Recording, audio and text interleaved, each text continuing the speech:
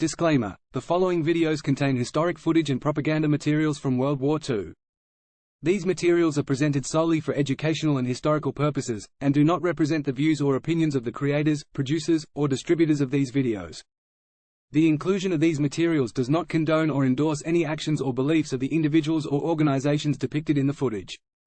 Viewer discretion is advised.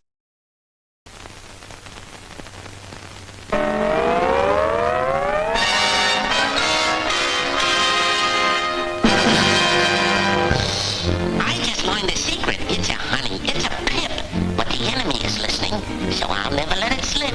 'Cause when I learn a secret, boy, I zipper up my lip.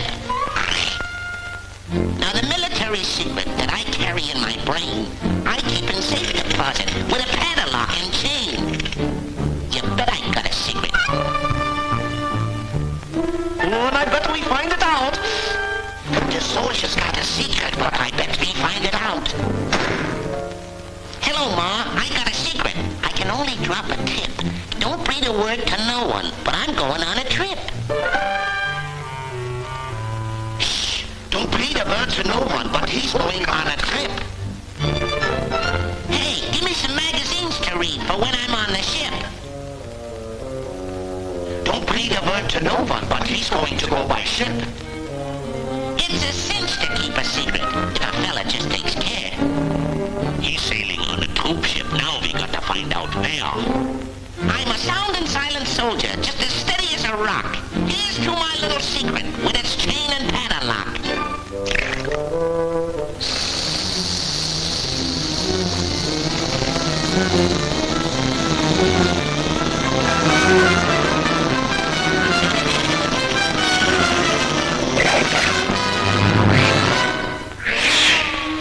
Hello, baby. Hiya, pussy. Say you're a nifty trick.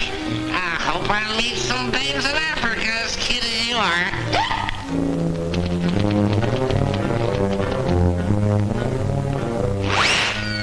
This message is important. I must rely a double trick.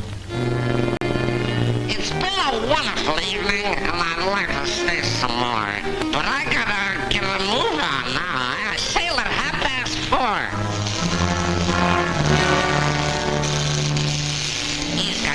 Move on now, he says at 4:30. Hey, the troop ship bound for Africa pulls out at 4:30. Calling all bullpacks! Calling all bullpacks! The transport ship for Africa pulls out at 4:30.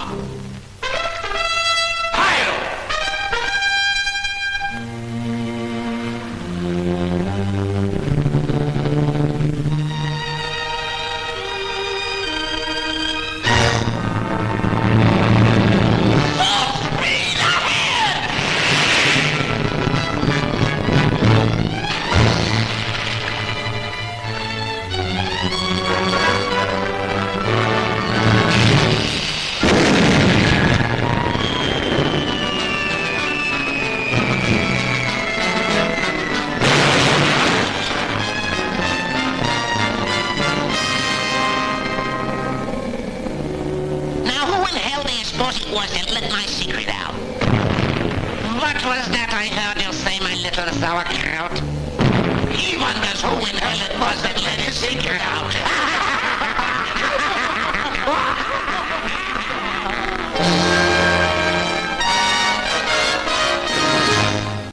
To make that next war impossible.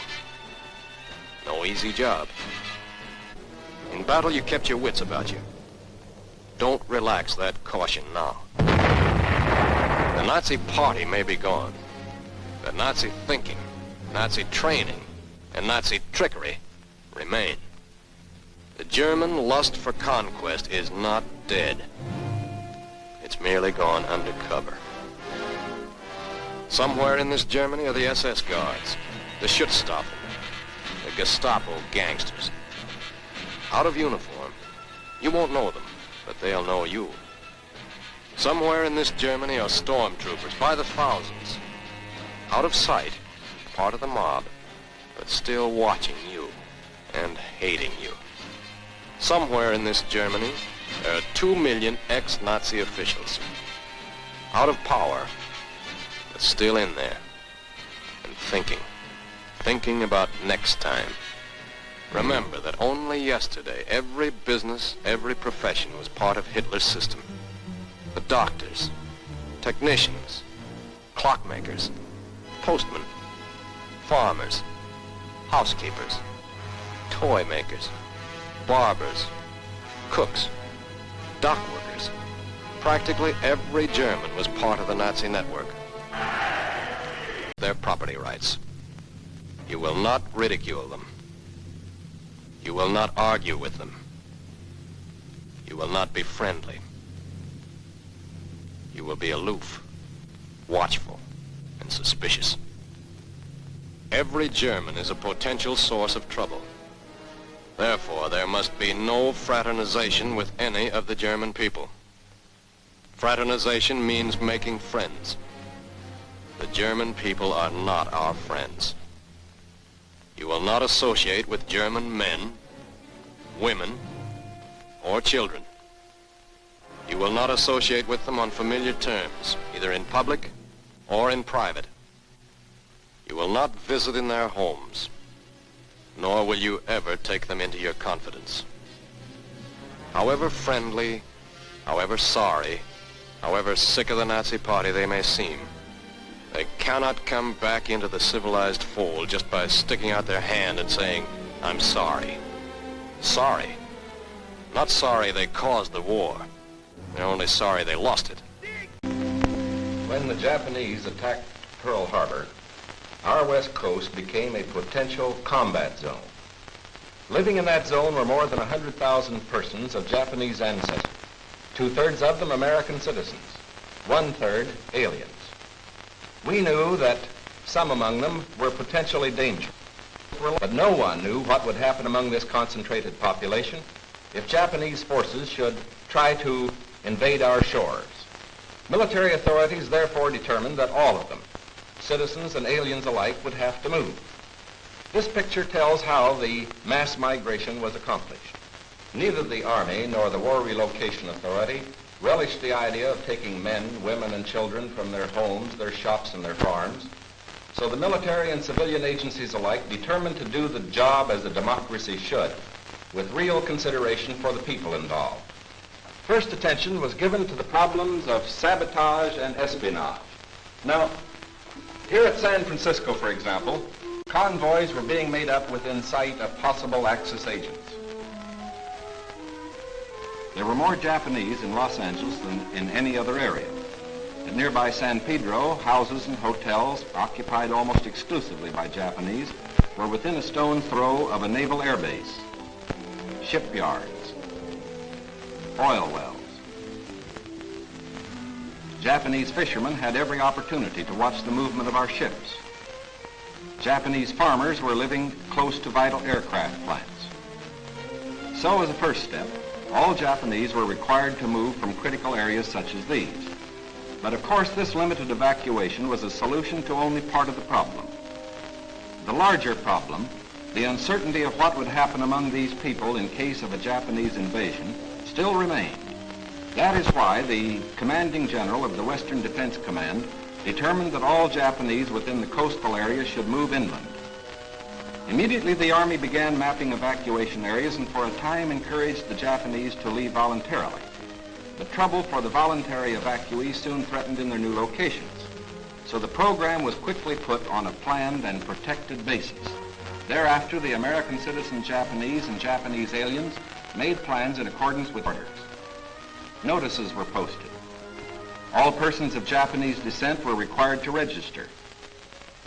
They gathered in their own churches and schools, and the Japanese themselves cheerfully handled the enormous paperwork involved in the migration. Civilian physicians made preliminary medical examinations. Government agencies helped in 100 ways. They helped the evacuees find tenants for their farms. They helped businessmen lease, sell, or store their property. Now, this aid was financed by the government, but quick disposal of property often involved financial sacrifice for the evacuees. Now the actual migration got underway.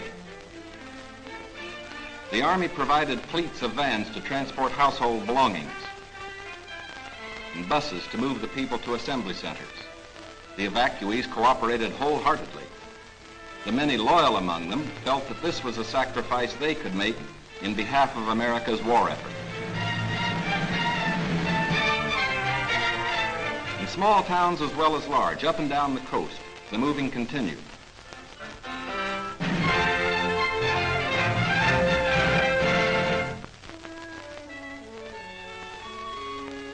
Behind them, they left shops and homes they had occupied for many years.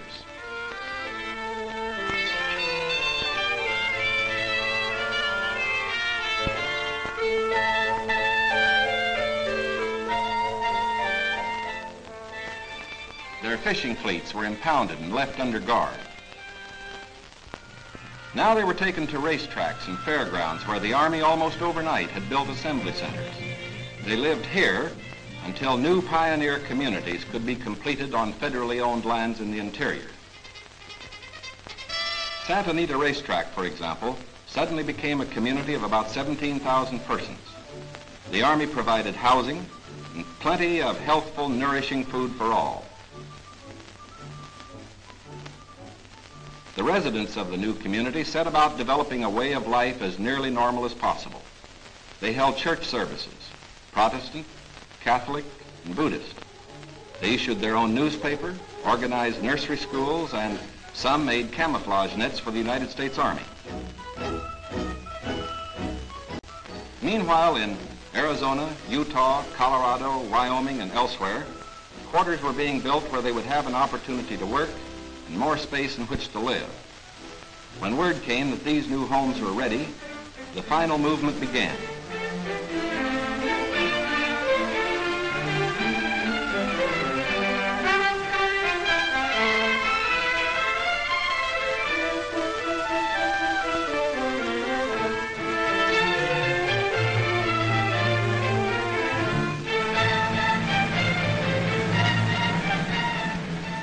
At each relocation center, evacuees were met by an advance contingent of Japanese who had arrived some days earlier and who now acted as guides. Naturally, the newcomers looked about with some curiosity. They were in a new area, on land that was raw, untamed, but full of opportunity.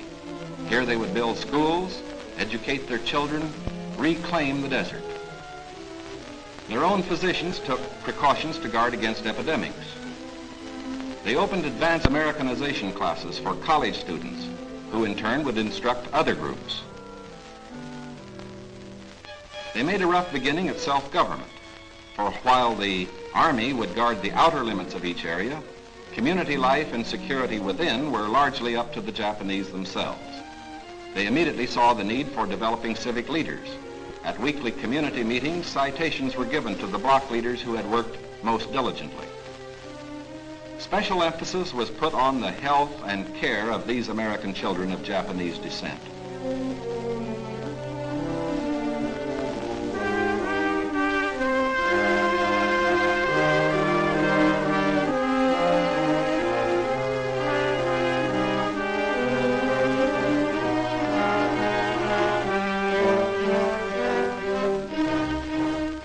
Their parents, most of whom are American citizens, and their grandparents, who are aliens, immediately wanted to go to work.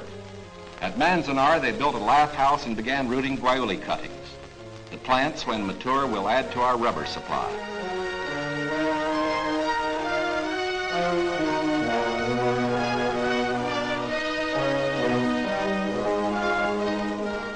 At Parker, they undertook the irrigation of fertile desert lands. Meanwhile, in areas away from the coast and under appropriate safeguards, many were permitted to enter private employment, particularly to work in sugar beet fields where labor was badly needed. Now, this brief picture is actually the prologue to a story that is yet to be told. The full story will begin to unfold when the raw lands of the desert turn green, when all adult hands are at productive work on public lands or in private employment. It will be fully told only when circumstances permit the loyal American citizens once again to enjoy the freedom we in this country cherish, and when the disloyal, we hope, have left this country for good. In the meantime, We are setting a standard for the rest of the world in the treatment of people who may have loyalties to an enemy nation. We are protecting ourselves without violating the principles of Christian decency. And we won't change this fundamental decency no matter what our enemies do. But of course, we hope most earnestly that our example will influence the Axis powers in their treatment of Americans who fall into their... Thank you for watching our videos featuring historic footage and propaganda from World War II, presented solely for educational and historical purposes. We want to remind viewers that the views and opinions expressed in these videos do not reflect those of the creators, producers, or distributors. If you enjoyed the content, please consider liking and subscribing to our channel for more. Thank you, and we hope to see you again soon.